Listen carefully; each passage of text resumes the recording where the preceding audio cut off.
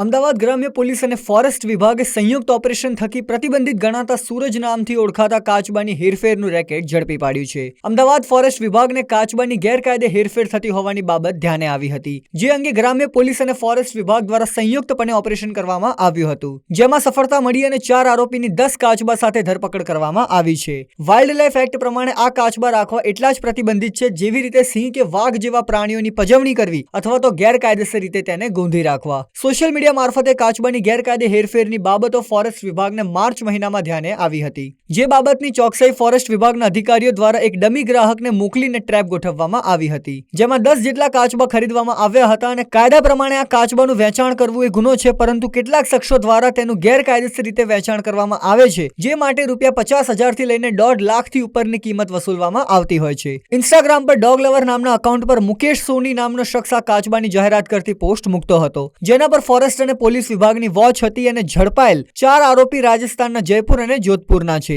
ગ્રાહક તરફથી ઓર્ડર મળ્યા બાદ રાજસ્થાનના મુજાહિદ નામના વ્યક્તિ પાસેથી આ કાચબા મેળવતો અને અમદાવાદમાં યશવંત નામનો યુવક રેપિડો મારફતે તેની ડિલિવરી કરવા જતો। પોલીસની તપાસમાં સામે આવ્યું છે કે અત્યાર સુધી અમદાવાદ અને ગુજરાતમાં 50 થી વધારે કાચબાનું વેચાણ થયું છે, જે આવનારા સમયમાં રેસ્ક્યુ કરવામાં આવશે।